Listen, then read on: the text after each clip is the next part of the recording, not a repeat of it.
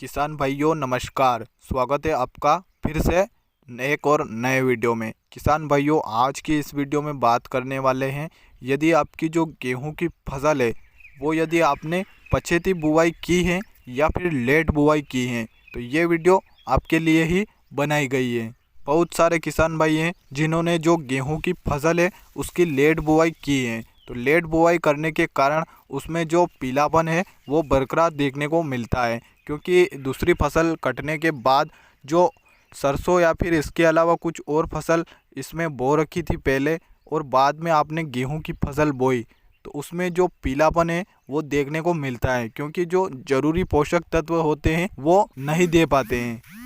तो आज की इस वीडियो में बात करेंगे कि गेहूं की जो फसल है उसमें पीलापन आ रहा है तो आप उस पीलेपन को कैसे दूर करें, और साथ ही एक शानदार स्प्रे के बारे में आपको बताएंगे कि आप एक ही स्प्रे में इस पीलेपन को दूर कर लेंगे और साथ ही जो पैदावार है वो डबल हो जाएगी।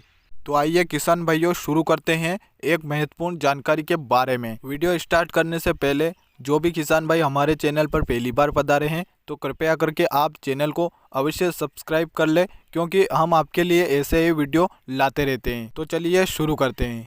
तो सबसे पहले बात करते हैं, यदि आपकी जो गेहूं की फसल है उसमें जो पीलापन आ रहा है तो वो किस कारण आ सकता है, इस टॉपिक पर आज बात करेंगे। पीलापन आने के बहुत सारे कारण हो सकते हैं, जिन कारणों के बारे में मैं आपको बताऊंगा, आपको उनका उपाय भी बताऊंगा।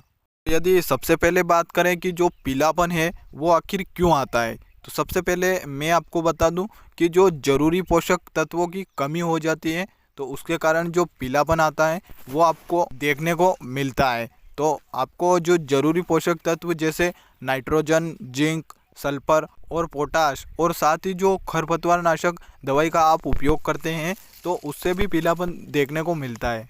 तो यदि आपने अगर नाइट्रोजन की जो पूर्ति है वो खेत तैयारी में नहीं की है तो आप पहली सिंचाई में कर सकते हैं या फिर दूसरी सिंचाई में भी आप कर सकते हैं। तो इसके लिए आप यूरिया का उपयोग भी कर सकते हैं जो 46% वाले नाइट्रोजन के साथ आता है।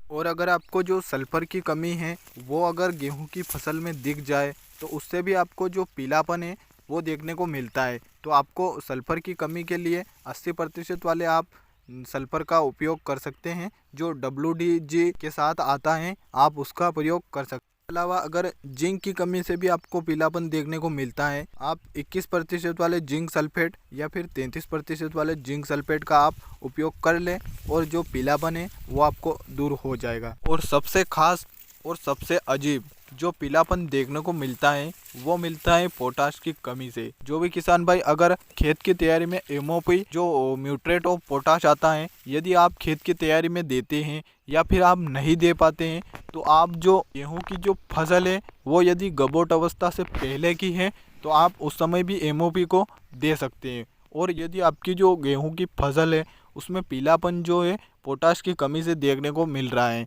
तो आप NPK 0050 खाद का भी उपयोग कर सकते हैं। और जो 0050 खाद का आप स्प्रे के माध्यम से दें और जो पीलापन है वो आपको 80 से 90% दूर हो जाएगा। तो उम्मीद करता हूँ किसान भाइयों आपको छोटी सी जानकारी अच्छी लगी होगी। ऐसे ही खेतीबाड़ी के अन्य वीडियोस देखने के लिए हमारे साथ हमेशा जुड़े रहे और चैनल को अवश्य सब्सक्राइब कर ले, ताकि जो हर नई वीडियो पर आपको सबसे पहले जानकारी मिल सके।